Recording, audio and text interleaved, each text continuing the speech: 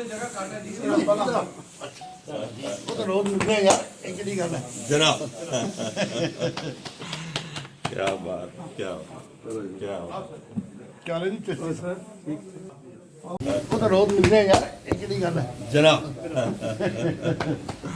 अगर आरएसएस हमें ST status देती है पहाड़ियों को we will join as RSS क्या अगर आरएसएस हमें एसटी स्टेटस देती है पहाड़ियों को we will join as RSS क्या नेशनल कॉन्फ्रेंस से रिज़ाइन कर चुके मुश्ताक अहमद बुखारी से आज मुलाकात करने के लिए जम्मू कश्मीर भाजपा के अध्यक्ष रविंदर रैना जो हैं वो मुश्ताक अहमद बुखारी के घर यहाँ पर पहुँचे हैं। तो आखिरकार क्या कारण है कि रविंदर रैना जो कि भाजपा के अध्यक्ष हैं वो उनके घर यहाँ पर पहुँचे हैं, और जबकि नेशनल कॉन्फ्रेंस से बुखारी साहब इस्तीफ़ा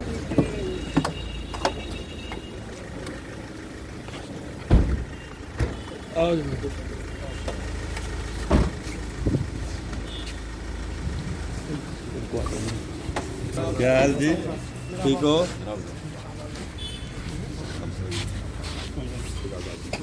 जनाब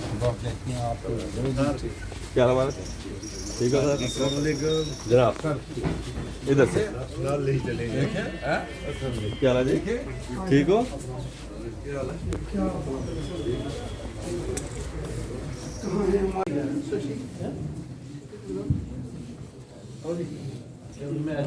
निकल रहे थे हमने खाना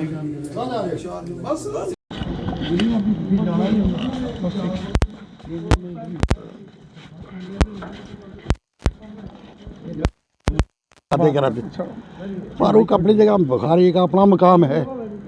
बुखारी हारा हुआ नहीं, बुखारी 2 इलेक्शन जीता हुआ है और इंशाल्लाह उसकी अगली जीत जो है वो पहाड़ियों को दिला के एसटी तो घर बैठ जाए। आने वाली बातें चल रही कि भाजपा जल्द जो है वो अब ज्वाइन करेंगे। चाय पीने ये फजूल बातें हैं जी। चलिए थैंक यू। भाजपा क्यों ज्वाइन करेंगे? भाजपा ये खुद पहाड़ी है, ये नहीं लाएगा अपने। चलिए thank you sir. Ravindra Raina ji हाँ अगर एक बात भाजपा तो क्या अगर आरएसएस हमें देगी ना हम उसके साथ चलेंगे।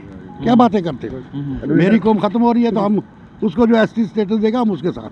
रविंद्र रैना जी क्या कहोगे जिस तरीके से एक बार दोबारा से सियासी उथल पुथल देखने को मिल रही है? देखिए मोहतरम सैयद मुश्ताक बुखारी साहब जो हैं वो जम्मू कश्मीर की सियासत के जम्मू कश्मीर की राजनीति के एक बहुत बड़े पॉलिटिकल स्टालवर्ट हैं और उसके साथ साथ वो पीर मुरीदी के भी एक बड़े जाने माने ख़ानदान से ताल्लुक़ रखते हैं।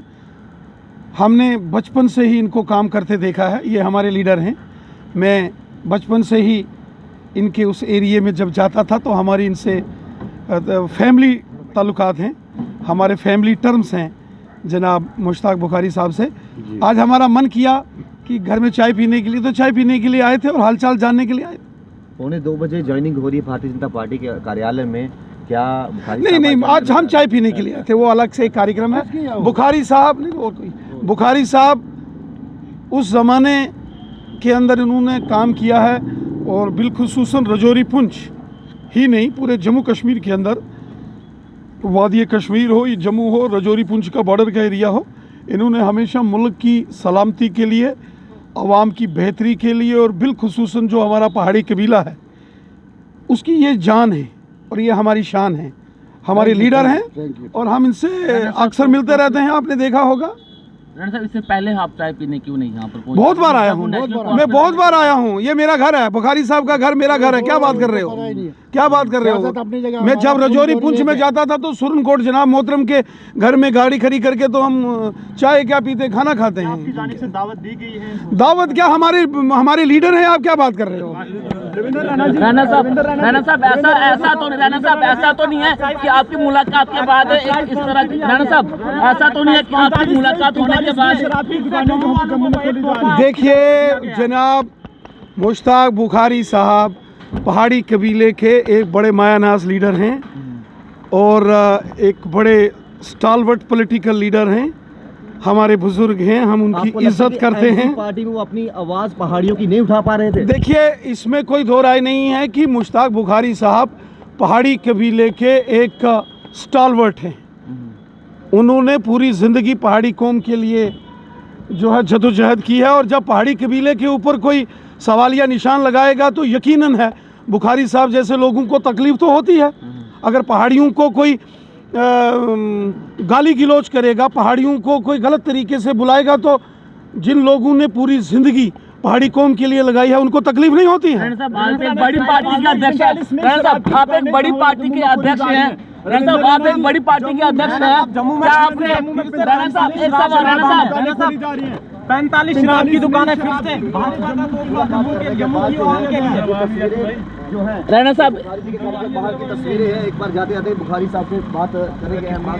बुखारी जी, क्या लगता है जिस तरीके से आज इंदिरा जी आपसे मिलने भी आए, मुलाकात भी हुई, आपके व्यक्तिगत तौर पर रिश्ते हो सकते हैं?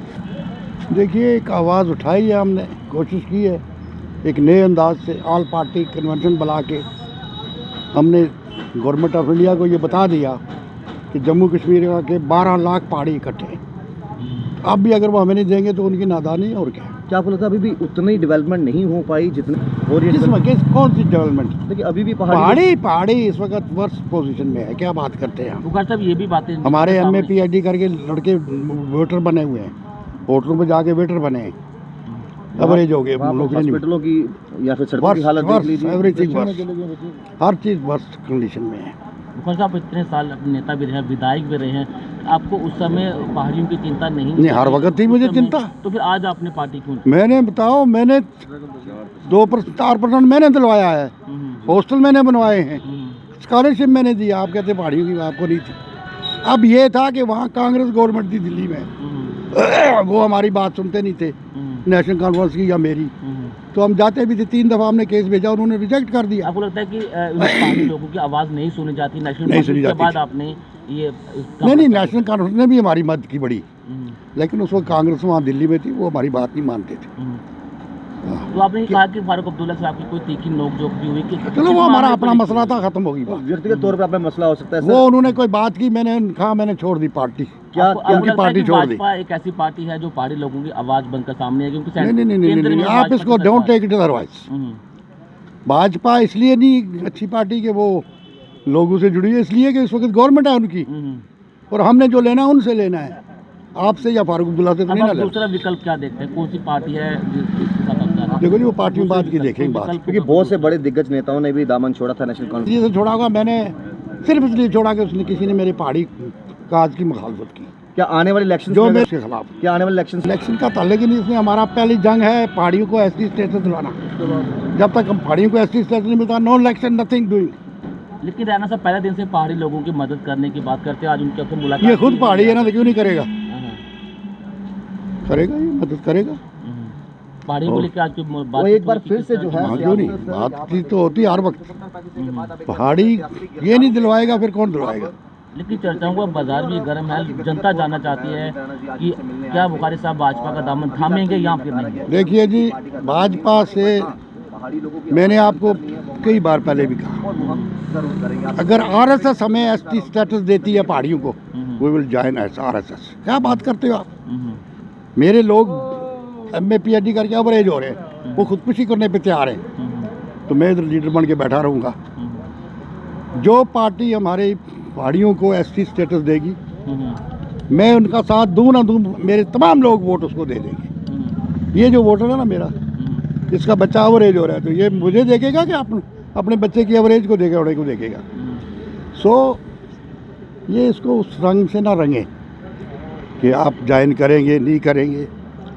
जब एक आदमी आपके सर पे ताज ला के रखेगा, आप उसको थप्पड़ मारोगे, उसको गले लगाओगे ना, तो बस आप सीधी सी बात है। लेकिन आपकी रिजाइन के बाद डॉक्टर फारूक अब्दुल्ला का एक बयान भी आया है, किसी के नेता के जाने से नेशनल कॉन्फ्रेंस को कोई फर्क नहीं पड़ता। हाँ, वो कौन सी बात है? जाने वाले की सेहत पे भी क्या असर पड़ता है? जाने वाले की सेहत पर भी कोई असर नहीं पड़ा। चलिए बाबू, शुक्र से बातचीत करने के लिए। तो साफ तौर से भाजपा के अध्यक्ष रविंदर रैना ने जो है वो बुखारी साहब का यहाँ के घर का यहाँ पर दौरा किया है, और जब हमने उनसे ये सवाल पूछे कि क्या बुखारी साहब आने वाले दिनों में भाजपा का दामन थामेंगे या फिर नहीं, लेकिन उन्होंने पूरी तरह से इनकार किया, फिलहाल इनकार किया है। उन्होंने कहा कि चाय पे चर्चा हुई है, चाय पीने के लिए वो बुखारी साहब के यहाँ पर घर आए थे, लेकिन अब कहीं ना कहीं ये भी अब सवाल उठ चुके हैं कि क्या बुखारी साहब आने वाले दिनों में भाजपा का दामन थामेंगे या फिर नहीं। इनसे हमने ये सवाल भी किया, उन्होंने कहा कि जो भी पहाड़ियों की आवाज़ उठाएगा, चाहे वो RSS ही क्यों ना हो, अगर RSS भी अगर पहाड़ी लोगों की आवाज़ उठाती है तो वो आरएसएस भी ज्वाइन कर सकते हैं। तो कहीं ना कहीं अब ये साफ हो चुका है कि आने वाले दिनों में बुखारी साहब भाजपा का दामन थाम सकते हैं। बने रहना पब्लिश के साथ। धन्यवाद।